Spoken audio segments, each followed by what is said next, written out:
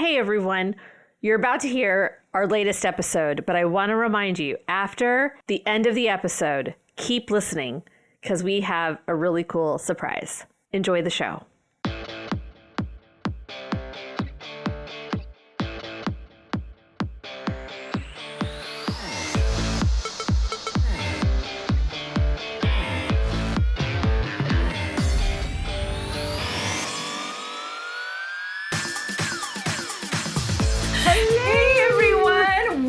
Welcome. It's another wonderful week of Case Files. With Kat. And Ashley. Cats. Sorry. One day we'll get this introduction right. We do a countdown before we start of silence so our times sync up, and the actual cat decided to make an appearance right as we started. So anyways, this is another week of Case Files. Me, the feline. Another a week of with Case Kat. Files with, yes, Kat and Ashley. Okay. Woo. That's a rough one. We could do it all over again. No, it's good. I'm happy to be back.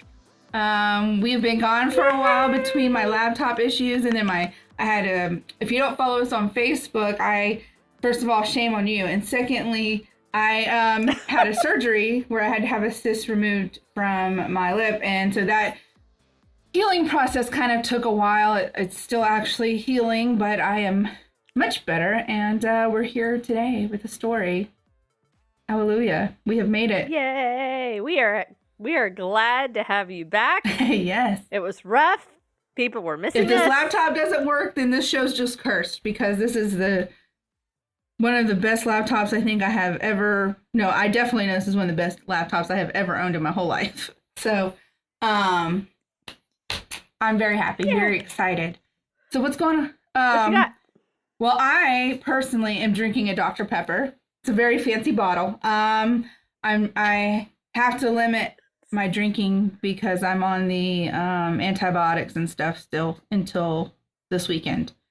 So I do want to say real quick before we talk about what you're drinking is that I, in a very un-Ashley fashion, tried a seltzer water.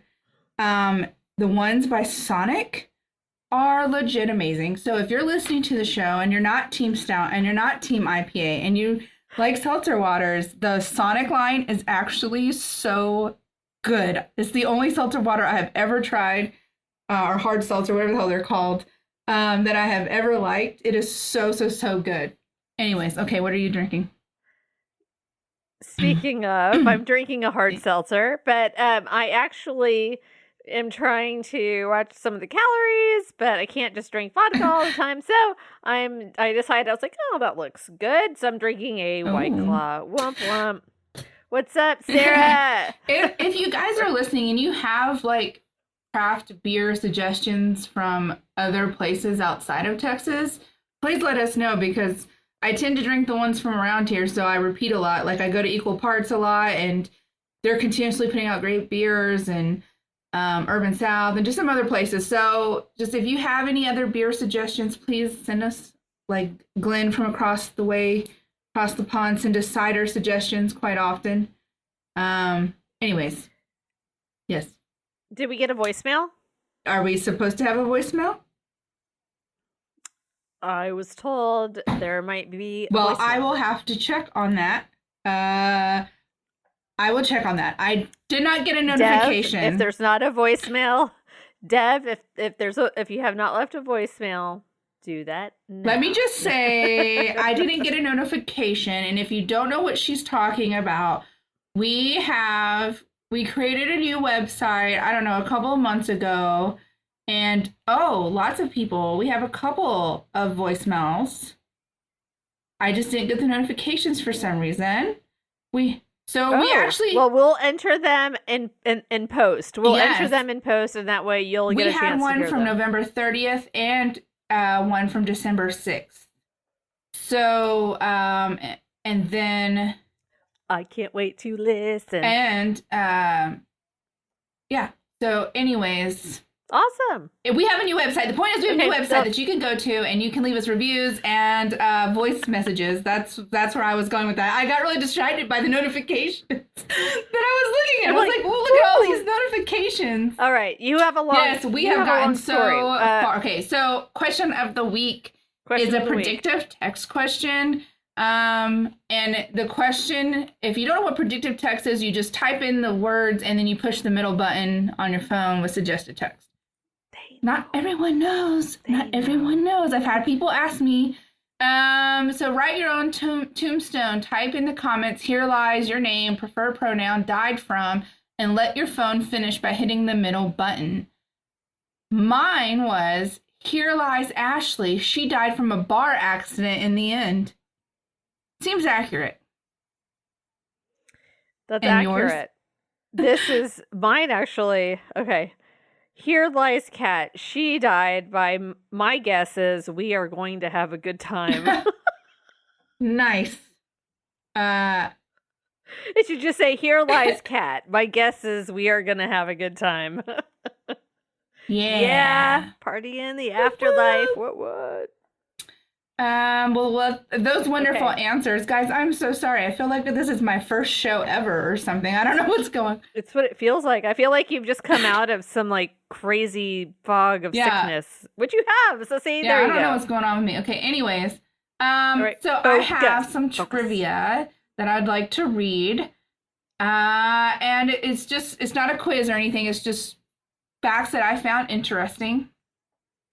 It is believed most ghostly disturbances are actually residue or residential hauntings, meaning they are events that play themselves out over and over again, often without the spirit having any control over it whatsoever, which I thought was kind of interesting. Like, basically, the spirit is forced to relive a particular situation over and over. That's a nightmare. Scrying. Oh my god. Scrying is how I think you say the word scrying. It's like crying. Scrying is the practice of gazing into a dark mirror, water, or crystal, allowing you to receive visions and information from beyond. I have never heard of that, and that's basically you're supposed to sit in front of like the mirror or the water, or whatever, and just like, I don't know, gaze into it and just I don't know. It sounds like something I would never do. I've heard, I actually have heard something, but it was like you just stare at yourself and you're just kind of, and you just start. Well, scrying is like supposed to be an entire practice. I'm sure there's like something else to it, but you sit there and you gaze and you receive visions and information. This fact, I kind of knew, but also found fascinating because I love Ghostbusters. The movie Ghostbusters is based on real life experience. Dan Aykroyd and his father, Peter, had real life history with the supernatural, which actually inspired him to write the movie. Dan grew up in Ontario, where his family regularly practiced seances at their farmhouse and studied spirits. His father has even written a book on the history of ghosts. Yeah. So I thought that was kind of cool. If you like Ghostbusters, I love Ghostbusters. That's super cool. Parapsychology is the study of mental phenomena. I can't ever say that word right. That is excluded from orthodox scientific psychology, such as hypnosis, telepathy, clairvoyance, and psychokinesis. So in the story, I'm going to say parapsychologist, so I kind of wanted to explain what parapsychology was. It's the study of, like, basically anything orthodox scientific psychology does not study. The Committee for Skeptical Inquiry, also known as the CFI, which I don't know what CFI stands for, but anyways, they are a transnational Center for Forensic Inquiry. I don't know. The Committee for Skeptical Inquiry, also known as CFI. Oh, no. They are but with an F, like Frank. Okay. Oh, I have no idea. All right. They are a transnational American organization that investigates controversial and extraordinary claims. originally formed from a conference that was held in 1975 by a philosopher named Paul Kurtz. Ectoplasm is a supernatural substance that is supposed to be like exuded from the body of a medium during a spiritualistic trance and form the material for the manifestation of spirits. I'd heard that word a lot and didn't know what it was. So again, just using that term, ectoplasm. Automatic writing is writing said to be produced by a spirit through a human conduit. Yeah, That's yeah. cool. And so I thought that's cool. And then this is the last one, and then I'll get into the story. Mary Todd Lincoln, the wife of Abe Lincoln, used to host seances in the White House after their son passed away. They were attended by Abe and other prominent members of society. Ooh. And there's actually been reports of people having interactions with the spirit of Abe Lincoln when they're in the White House. He just kind of smiles and then walks away. Yeah, one of the bedrooms. Yeah. So anyways, in case you didn't get the hint, my story is a paranormal story. I've been doing a lot of disappearance cases lately, and I just felt... Yes, ma'am. I forgot one other piece of business. no, I'm go so on. sorry. I forgot to say, so today we're recording, it's earlier in the week than this will actually come out, but it's our super fan, Kathy Bell's birthday today. Happy birthday, Kathy. And so, Kathy, we love you. Happy birthday. I'm not going to sing for you. And now, Ashley. Okay, so, yes, so we've been doing like a lot of cult stories and murder and disappearances, all of our favorite things. But we hadn't done a paranormal in a long time. And These yes, are I love disappearances. And so, anyways, that being said, paranormal. I came across this story. I was listening to another podcast, and in this podcast, they had mentioned this topic, and I was like, oh my God, I have to research this immediately. And so I did, and so I'll be talking about the country's most haunted house, not like a Halloween haunted house, but like a house that you live in. like a real house that's or a haunted. museum. Yeah, Someone's living there. Okay, all right. It is called the Sallie House, and it is located in a very small town called Atchison, which is located in Kansas. You can actually visit this house as it is now abandoned.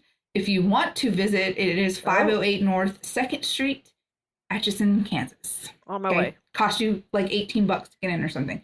Anyways, so the home was originally built in the 1800s for the... sorry, guys. I'm just all over the place. I was moving my story around. The house was originally built for the Finney family in the 1800s. Michael Finney had purchased the home and lived there with his family until his death in about 1872.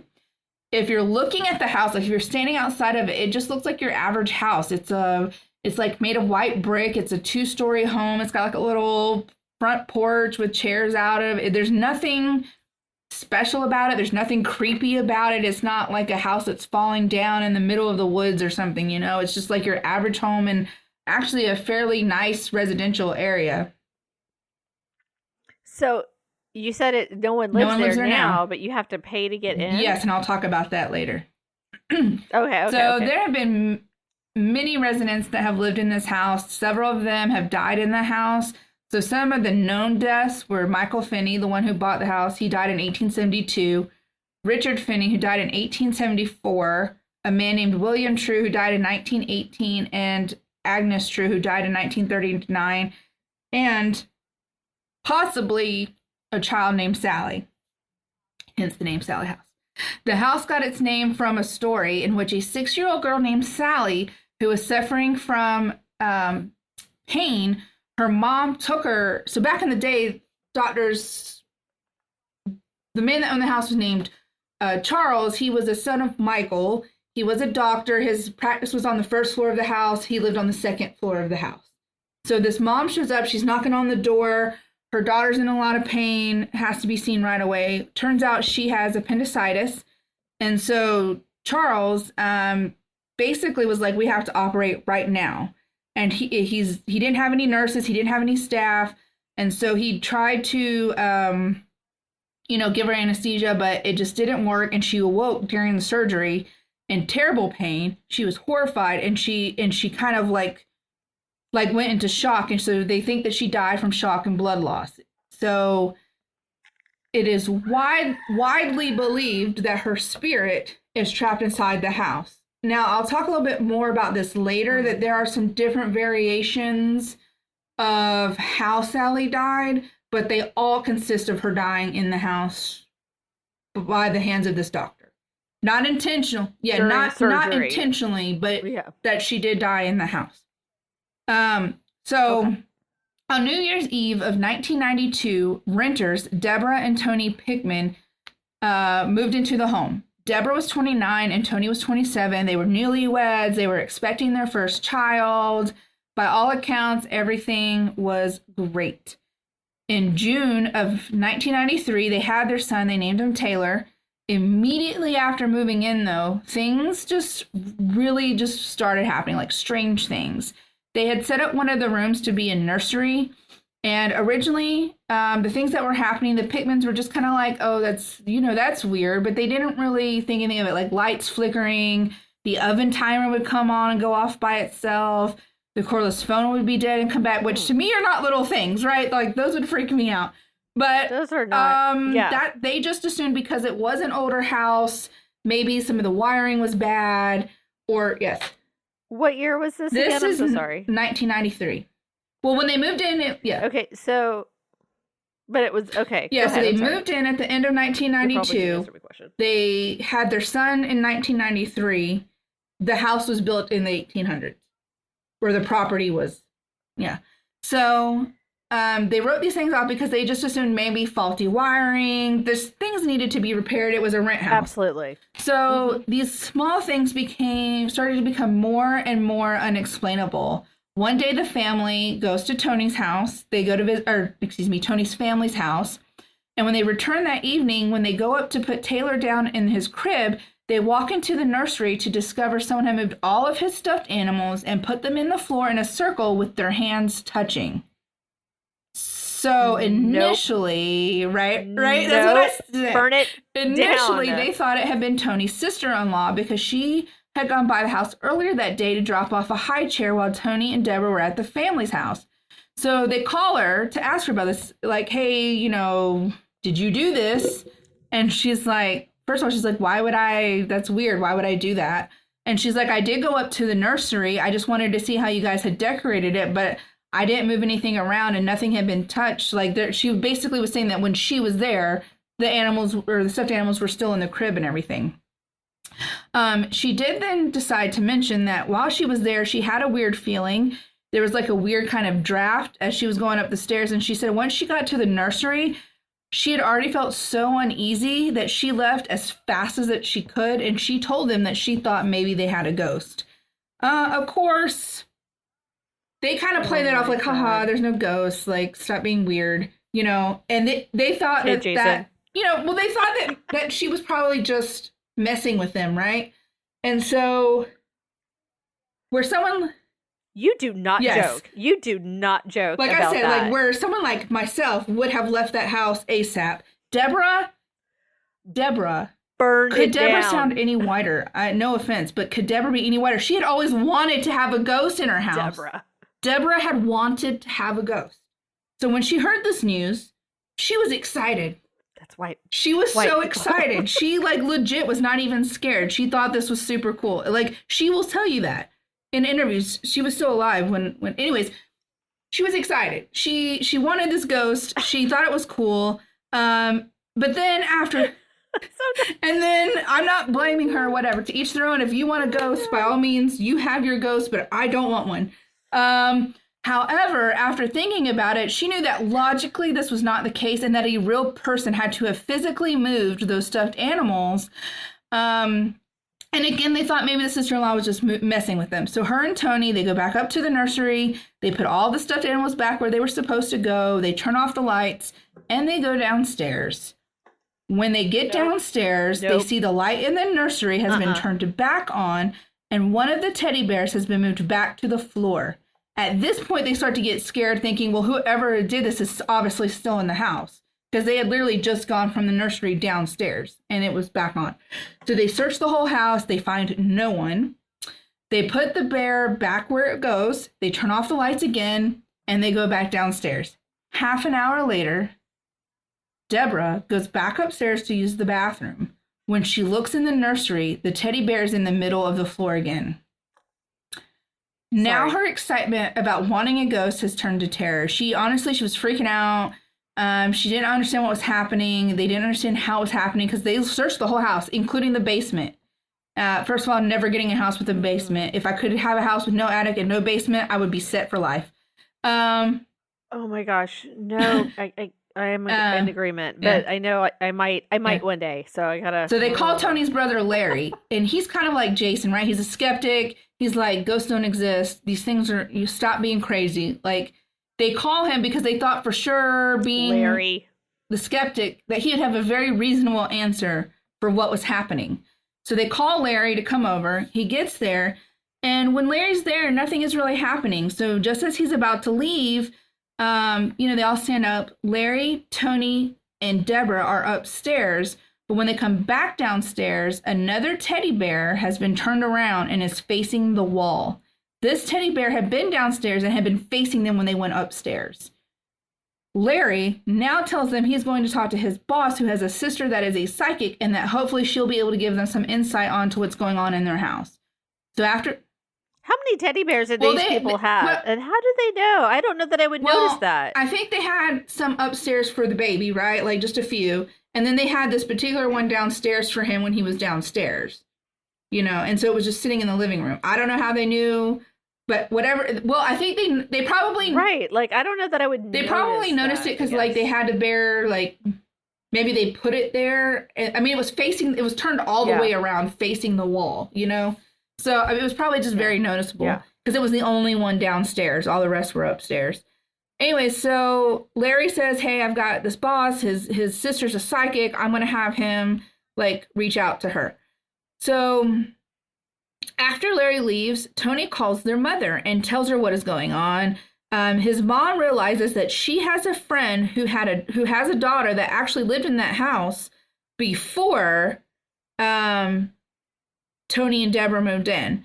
So the mother says, hey, can you ask her if anything strange happened while she was living there?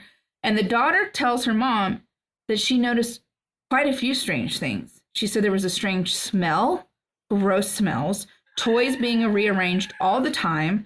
When she would tell her kids to pick up the toys, they would always blame someone named Sallie. But at the time, the mother just assumed that Sallie was an imaginary friend because, children have imaginary friends, or she thought maybe they were just trying to blame someone else or whatever.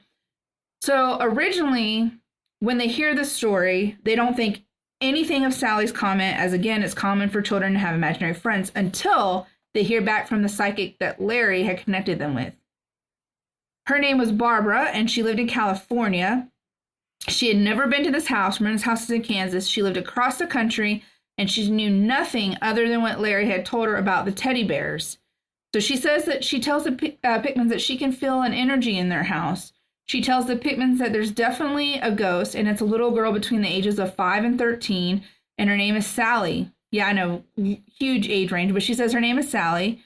Barbara reassures them, though, that they have nothing to worry about because Sallie likes them and especially likes the baby, and even going as far to say Sallie would never do anything to hurt them. She goes on to say that since Sallie is a child, they just need to set some ground rules for her, such as telling her to put the toys back when she is done, and the next time she disobeys, they just need to have a talking to.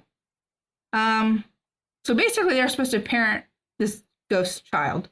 The Pickmans knew that it couldn't be a coincidence that when Tony's mother's friend and the psychic both mentioned this little girl named Sallie, because the psychic, again, didn't know anything about that conversation. So hearing all of this, Deborah goes back to being excited at the fact they have this friendly ghost in their house. Tony is a practicing Catholic, however, and believes that ghosts are nonsense. He wants nothing to do with it. He does not believe it could be real. He just wants whatever's happening to stop happening. Yes. A lot of Catholics actually. I don't know. The stories specifically mention that says that he is a practicing Catholic, but he didn't want to probably play with that ghost. I think that's what they mean. Like, basically, yes, you believe, but you do not play. When he says nonsense, I think he means the fact that Deborah's excited that they have a ghost in the fucking house, right? He doesn't want to parent a ghost child. Not exciting. So the next day, George, which is another brother of Tony's, comes by the house. And Tony is telling George about everything that's happened in the living room. They're kind of joking about it, which we all know what happens when you joke about ghosts. Him and best advice I could ever give you is if you think you have a ghost in your house, don't fucking joke about it. So George and Tony are in their living room. They're kind of joking about it. Tony shows them the teddy bear that turned around when Larry was there. Tony even picks up a camera, points it at the teddy bear, and says, "Hey, Sallie, if you're in here, say cheese." And right as he snaps the picture, George sees the teddy bear turn around on its own. He yells out, "Hey, the bear just moved." It moved right in front of their eyes. Tony and George witnessed it. Tony beelines it for the staircase. Just leaving his fucking brother. He just beelines it. Goes up the steps. George tries to follow him, but something is physically holding him in place. George could not move. He said that something pushed him backwards and something was holding him there, and he physically felt a sensation go through his entire body. And when he could finally move his own body again, he ran up the stairs to be with Tony. The brothers tell Deborah what has happened, and they all agree it's time for them to get out of the house. And as they rush out the door, Tony is trying to get the baby buckled in the car. And while he's doing this, he feels a really bad stinging in his back, but it was so painful that he literally cried out. But they were just trying to get out of there, so they didn't even stop to see what was happening. And so they get in the car, they drive away, and once they get somewhere else later that night, Deborah's looking at Tony's back because Tony is my back is killing me. And on his back are 3 long bloody scratches in an area that Tony could not physically reach himself. So at this point, Deborah calls the psychic back and asks, "Are you sure that Sallie is a friendly ghost?" And it kind of explains what happened. And Barbara decides that she should just visit the house for herself. So Barbara flies out from California a couple of nights later. She goes to the house. She sees the house. Wait. Yes, ma'am. Okay. Yes. She sees the house for herself, and she confirms that Sallie's not dangerous. She's like, Sallie's adorable. She says Sallie just wants to be a part of this family, and that she mentions, that she was just overly excited when she just didn't want them to leave. But then she says there might be just a tiny little problem. Sallie doesn't like men. She doesn't like men because, according to her, they probably not according to the psychic, but according to everyone else that knew about Sallie dying in the house. They think that the fact that she didn't like men was due to her dying in the house and men reminding her of the doctor. And so that when she scratched Tony again, she was overly excited. Barbara says that they just need to tell Sallie that she just can't do that anymore. Yeah. So I am flabbergasted by. So mind you, they're not in the house right now. They did flee the house, but after hearing this information that there is a ghost and she doesn't like men, and there's not only a male child in the house, a baby, and a man, they decide that they're going to stay in the house. They're going to go back. They just moved in. They say they can't really afford to move anywhere else. They spent all their money setting this particular house up. It's like Amityville. Yeah, and so Sallie hadn't really done anything too crazy, to be fair, until they were trying to leave. So Deborah started to feel maternal towards Sallie and wanted to shower her with love and attention. Once back in the house, Deborah starts talking to her daily and praising her. She sometimes felt cold spots next to her, which she said she assumed was Sallie trying to cuddle with her. On another occasion, she bought Sallie her own doll, gift wrapped it, and left it in a box in the nursery. When Deborah returned to the nursery, the doll itself was laying in the baby's crib. The box was still in the corner, unopened and wrapped. So somehow Sallie got this doll out of this box without disturbing the wrapping paper or anything else. Deborah, instead of being scared like most people, was in awe of what Sallie could do. Tony was not feeling this shit at all, right? Like he was, the more that this was happening, the less he was feeling this. Like he just, no. His encounters were a lot more negative. He can often hear scratching inside the walls, like something was trying to get out.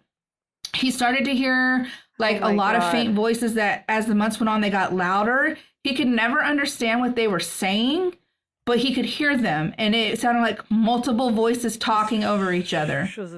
Yeah. And so then soon after, Tony begins to feel biting on his toes.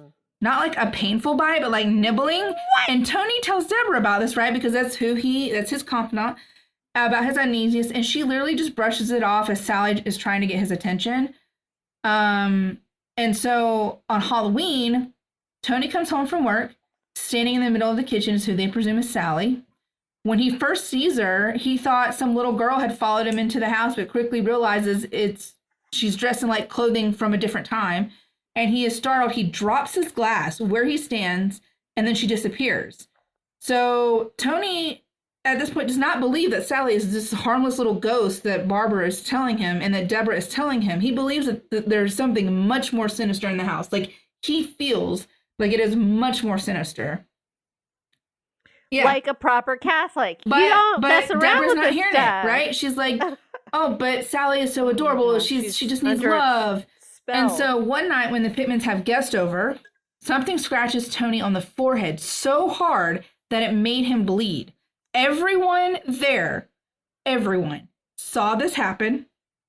They saw the scratches appear, but no one saw what caused them. Like, they were just sitting there, and he just scratches across his forehead.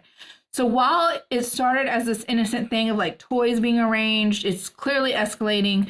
Soon the violent behavior towards Tony just increased so much. So he would frequently be attacked. As I mentioned earlier, he endured substantial scratches and bruises on his arms, abdomen, and his back. These attacks were almost predictable. He said he could always feel a sudden cold spot appearing, and he knew something was about to happen to him. One night he was in bed and he had a dream that he was being dragged out of the bed by the wrist, and it was an extremely vivid dream. And when he woke up, he had marks on his arms, like a child's hands on his arms. And then another time, he was upset. Nope. How are you still living in this house? I would be like, I'm going to live on the street. Another time he was in the hallway and he saw what he thought was Deborah walking down the hall. And so he followed her into a room and the woman was suddenly gone. And then he found Deborah was actually in another room in a different part of the house the whole time, wearing totally different clothes than what he saw in that hallway. So, yeah. So even after all of these things, the Pickmans still think they can explain what is happening naturally. They're like, there's no way this is supernatural. One thing is... Yeah. What? So this is mostly Deborah, okay? Because she just is really glad to have this ghost in the house. One example is that she said, we have a new baby in the house. Maybe we're just sleep deprived, and that's what's causing the hallucinations. Literally every time, I can't say it. Literally every time Tony had like a vision or saw something or something happened to him, Deborah would literally just tell him, "Oh, you're tired." So Tony... The scratch across his forehead that caused blood said, "Oh, you're tired." Was him being tired. The scratches on his back, the baby hands on his arms. So tired. Tony started to keep everything to himself because he just felt like Deborah would not believe him. And so he was feeling kind of alone, like he had no one to talk to because people in the town, no one would believe him. And he didn't want them to think he was crazy. And then his wife wasn't even listening to him. So then stranger and stranger things continue to happen because why not? The family takes some Christmas photos. In the photo is a blurred figure. They send this photo to Barbara, that psychic, and she tells them, "Oh, that's not Sallie. That's a different ghost." She says that this is an older, domineering woman, probably the same one Tony had been seeing walking in the hallways. But again, good old Barbara says, "No worries. These ghosts are very friendly. They probably won't do anything." I emphasize the word probably. She said they probably won't do anything. Barbara. So at this point, the Pickmans are starting to question Barbara's judgment on these ghosts. And by the Pickmans, I assume it's mostly Tony. Taylor has started waking up in the middle of the night screaming. One day a toy, so he had this toy in the nursery that was meant to record like a baby's voice and play it back to them or whatever. And one day this toy starts playing this awful screeching static sound. And Deborah had no idea how the sound was recorded because she had literally been in the nursery with him right beside this toy. And the sound just started playing and she had heard nothing prior to that. That same day, Tony is in another room. He's napping, and all of a sudden he sees these dust particles in the air come together to like form an older woman dressed in all black with black hair. And as she comes near him, everything starts to shake. He said the room, the furniture, the bed, like the door slams shut, and she starts to reach out towards him with her hand. Like she's got a black lace glove on, and she's like just reaching out to his face. And as she's reaching out, he said he could hear was her saying, "I'm gonna," and then all of a sudden a black bird just lands on her hand and like is still coming towards him. And he like, when the bird lands, she gets distracted for a second and he like dashes out of his bed to try to get to the door. But the door won't open. It's like slammed shut. And she's like trying to strangle him. And he's like fearing for his life that she's going to strangle him. And all of a sudden in the middle of like this whole situation happening, he wakes up and he's in the bed again, and as if nothing happened, and he knew it happened, and he gets up, and Deborah, who was in the very next room, heard nothing that whole time, didn't hear the door slam, didn't hear the furniture moving, didn't hear the woman, nothing. And like he's like, that door was opened when I took my nap. That door was opened and it was slammed shut, and like all this stuff, and she says she heard nothing. So that was the same day as that toy playing that weird static sound. But they're still in the house. Oh my God, I'm holding my breath. They still don't leave. Even. They're still chilling. They're still in this house. Mind you, it's just a rent house. They don't own this house. They're not paying a mortgage on it. They're just renting. So as things keep getting worse, they get a call from a TV show called Sightings. So apparently Barbara, the psychic, had been talking about their house in her lectures, and a producer had heard it and was interested in having the family on the show. Of course, the Pickmans agree. Tony thinks that if these people come out to the house and do the show, maybe they'll be able to get him help, right? Maybe someone else will believe him. So, the crew arrive on July 1994. Things immediately started escalating to the most horrifying levels for Tony. Because there's like 4 different men in the house, probably. So Tony was attacked by an unseen force that left deep, bloody scratches on his arms while Deborah was being interviewed. During his own interview, he got scratched again on his stomach. The crew literally just sat there for 9 minutes and continued to film him as he was getting scratches out of nowhere, like deep scratches. Over the course of the one night of recording, he got attacked 11 different times. 11. Yes. So they're recording it, and does he react? Yeah, it's hurting him. Or it's like deep scratches in his stomach, like in his abdomen. So when they were through, he was covered in bruises, welts, and deep scratches. This all happened in front of a parapsychologist who said in his entire career he had never seen anything like that before. And so there was even one incident where Tony got scratched on his back again, and the scratches formed the initials of MC, which happened to be the first and middle initials of the man that originally built and owned the house, Michael C. Finney. As I mentioned, he died in the house. That was never explained how that happened, how those initials just, and it's on film, like this crew was there, right? Like it wasn't just like, it wasn't like Ghost Adventures. This was like, anyways, the crew brings in a different psychic who mentions all of this, but they knew he could have easily researched that information, right? Like he mentioned the doctor, he mentioned the people that died in the house, but that was all public record. But the one thing he mentioned that would have been a little bit harder to know was that the spirit's name was Sallie.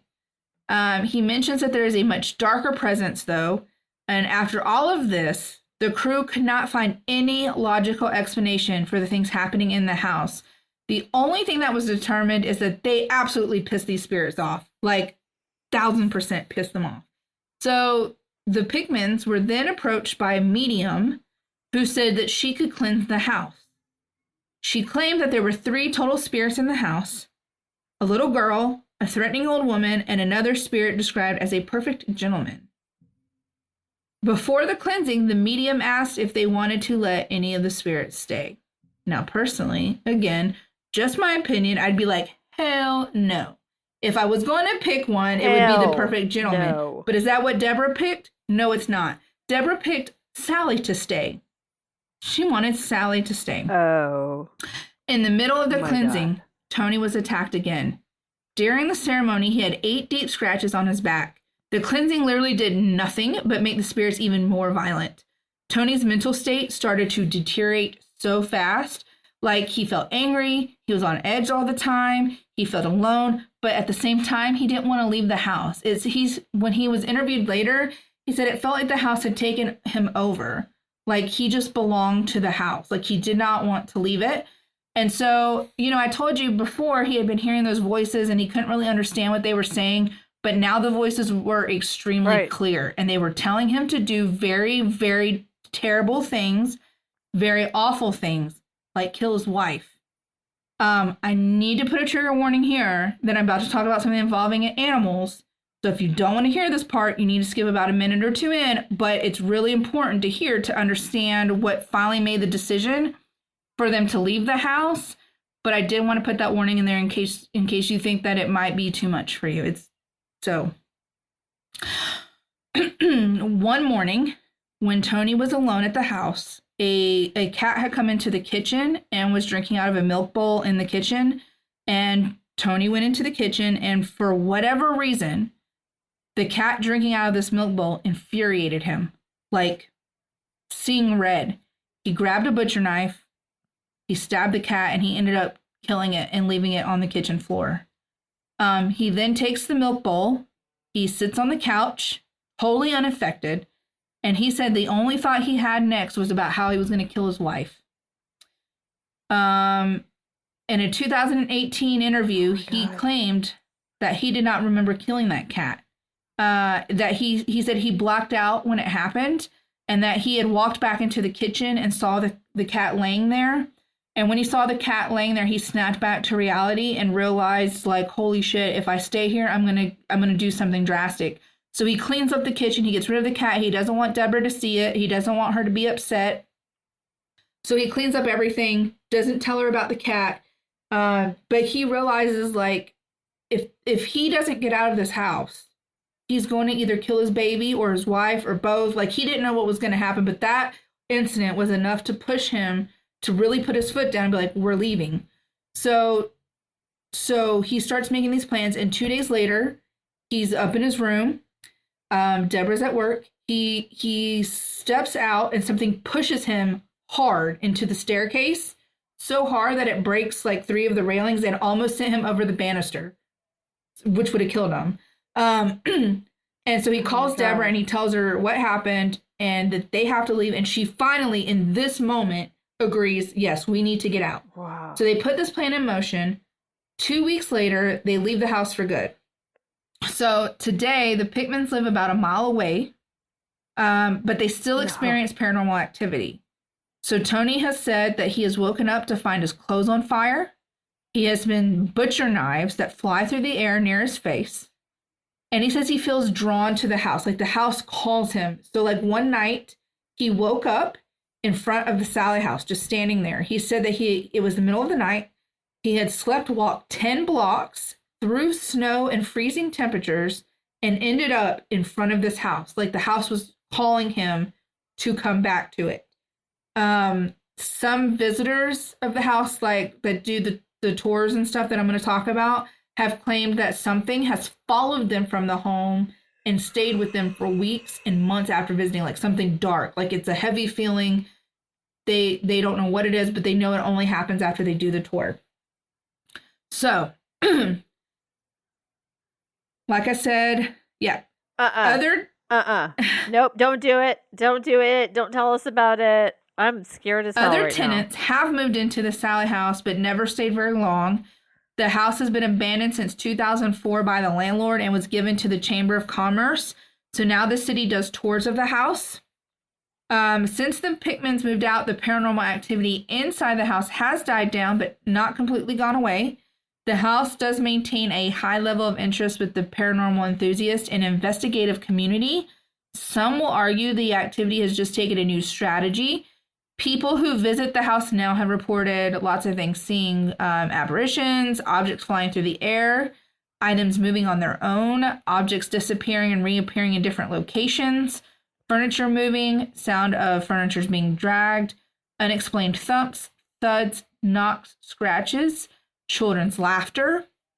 They've experienced pictures being turned upside down, disembodied voices, toys being thrown around, doors opening and closing on their own, doors locking and unlocking randomly on their own, hair pulling, the feeling of being pushed, manifestation of odd substance appearing on the basement floor and walls. EVPs, which are digital voice recordings, have captured voices of unseen men, women, and children. Many of the visitors have experienced strange smells. Some have been physically attacked while there, just not as bad as Tony. Excuse me. Some have experienced burn marks and scratches. Like I mentioned, hair pulling, being pushed. Many have used this house as an experimental laboratory and have obtained remarkable evidence. So they say like they've been using this house to learn more about the paranormal world and how this kind of stuff works. And so it has expanded the history of the house and enhanced the study of the paranormal. So, yeah. I meant to say that I've got to backtrack for a minute because I forgot to mention. So I mentioned that Sallie had died of appendicitis in the house, which was the most commonly accepted story about her. But there was another story that said in some reports that she died of a different cause, that she had ammonia or whatever, and that she died of her sickness in the house. So if you read different reports or you hear different podcasts or whatever, they may say she died of something different. But at the end of the day, they all agree that Charles was in the house. He was the son of Michael. He had his practice on the first floor, and she 100% died in that house. That records just weren't well kept back then. So anyways, that's just a side note. So the house has been featured on Ghost Adventures, a show called A Haunting, Unexplained Mysteries, and the Sightings, which is the one that came and had the crew that saw Tony getting attacked while on camera. Did you see any of that footage? There's a lot of footage on this house. There's a lot of photos. There's a lot of footage. You can literally go and Google the Sallie House, and you can find videos. You can find show episodes, podcasts, pictures, like all kinds of stuff on this house. It is highly documented. So you can tour the house if you want. If you're super crazy and not me, you can stay in the house for the night for $125 a person. You have to be 18 and you have to sign a waiver that they're not responsible if you get injured or if anything happens in the house. Like they're not going to help you. They're not dealing with that. But you can do that. It's in Kansas. I think they do tours every day. And it's just in the middle of the neighborhood. Like I said, it's not like some house in the middle of the woods or something. It's like in a very nice part of town. So, yeah, that's my story about the Sallie House. I don't like that place, and I don't want to go to that place. So on Google, they have like question and answers, and someone says, "I live next door, and the demons give me bruises when I wake up and scratches." Someone says, what? Someone says, I've been there. I hear all kinds of noises. Someone says, based on what I've seen, often demons portray themselves as children to gain trust, such as Sallie. Clearly, this is a poltergeist. Just lots of there's been books about this house. There have been, there's been tons and tons. Like, you can look up like different websites about it, and they'll have reviews of people who've done the tour and whatever, and they all say the same thing. Like, it's super crazy, super trippy. Like, they've caught all kinds of crazy stuff on camera and the EPVs and whatever else. It's EVPs. So did you? What were your thoughts after seeing some of the video? My thoughts are, I would never, in a million years. Like, it seemed legit. Some of them did. Some of them seemed like Ghost Adventures. I feel like they always kind of stage shit, but I feel like the haunting episode was pretty interesting. I felt like the Unexplained Mysteries was pretty legit. Those Unexplained Mysteries tends to be very legit about what they cover. Yeah, but did they actually get footage from in the house, like a ghost tour kind of? I don't know if they caught anything on camera. They mostly talked about the history of it, but the fact that Unsolved Mysteries even did the story, you know what I mean?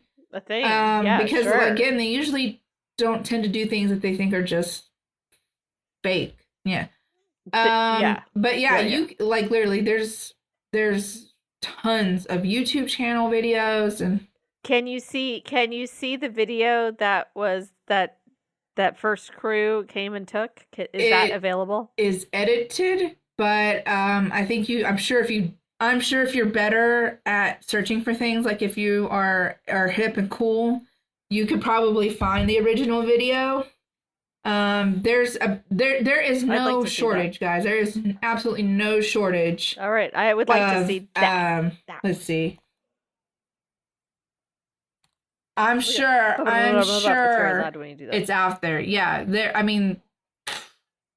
there's 34,300,000 results for the Sallie House video. So I'm almost positive. Okay. The first one, the crew that did the footage of him getting hurt, that show is called A Haunting, and they were there. Yeah, they were there filming in 1994. Okay, I'll look. But again, there's tons of videos. There's a lot of I've seen a lot of Facebook videos too. So anyways, yeah, you can tour the house. You can stay overnight if you want. To each their own. No. Yeah. Yeah, I'm good. Hey, so do you want to hear some answers to the question of the QOTW? All right. So Noelle says, "Here lies Noelle. She died at night in the morning." Jesse says, "I don't have predictive text, but I always laughed at the tombstones that jokingly said died due to not forwarding all those chain emails back in the 2000s." All right, RC. Here lies RC. He died from the back of the refrigerator and the other stuff. Nothing. That's funny. Laura says, "Here lies Laura. She died from a long-distance relationship." Wow. She says, "Yikes, that sounds like I'll be on one of your episodes." All right. Jorge says, "Here lies Jorge. He was in a good place for the day." Oh, man. That's my brother. That's a bummer. Oh, Ashley says, "Here lies Ashley. She died from the last time she was born and was in the house with a puppy." I thought you guys should also like to know that that was the other Ashley. The house was for sale for $1 million. And if you go to the Zillow listing and you look at the home details, 1 million. There are pictures of people who have been there that have scratches on their bodies as part of the home details. So because you have to show 508. Several people have posted photos of their scratches. Now, did they really get those there or not? Oh my gosh. I'm just letting you know that yeah. Off the market now. The Zestimate is $184,200. Your rent would be $999. It does just look like a normal Right? house. Just Very 2-story. nice. Random house. Anyways, so that's my story. I am terrified. I'm never going there. If you go there, please don't tell me about it. I don't want any of that brought on to me. I will in the show notes list. We're not making fun of anything. I'm not making fun of it. I'm not making fun of the people that live there. To each their own. But even Deborah, just as a side note, everyone hears about Tony and how he got like possessed by the thoughts of like killing Deborah and stuff. But Deborah says she felt like she was possessed in a different way, where basically Sallie gave her this affection and stuff to make her not believe Tony, so that they would stay in the house longer so they could then torture Tony. Oh my gosh. So that's what she says in her interviews, is that she feels like it was a different kind of possession. So she wanted Tony to get hurt. She was whatever was capturing her. was in the house was trying to be affectionate to her and play to her maternal instincts. Like the demon disguised itself as a child to get the maternal instincts because she just had a baby and all these things, so that she would not want to leave the house to keep Tony in the house. Is basically what she said she feels like happened to her. And she still experiences paranormal activity in their new house, just not to the extreme of Tony. And Tony's okay with that? I think they feel like no matter where they go, it's going to follow them forever because they experienced it for so long. But yes, they are to this day very much still married. They live about a mile away from the actual house still. But yeah. That's so crazy. The story makes me very uncomfortable. And now I'm going to just sit on the computer and watch the video. Yes. Like I said, I watched a bunch and I listened to a bunch of podcasts about it. It's of the haunted stories I've heard, of paranormal stories I've heard, of houses, I feel like this is kind of legit. I mean, like it's multiple shows. There's tons of videos. Lots of people have experienced this, and the fact that the couple is actually still alive and just lives down the house, like I feel like it was a very well documented story, and I feel like it's a very possible story. And the thing that scares me the most is what Deborah said, where I said that she feels like the ghost befriended her to keep her and him in the house, so that it could torture them longer. I have never thought about that before as being a possibility, but now I'm like, oh my God, that seems like something that could really happen. And that thought never crossed my mind that a ghost would do that or a demon would do that, like befriend you just to keep you in the house longer to then turn around to torture you longer. Yeah. It's horrible. But he was going to kill them. The same spirit that was keeping Deborah in the house, making her think that she was loved and everything, was the one that was telling Tony to kill her and Taylor. Yeah. Kill him. So. But I found it to be a fascinating story. So.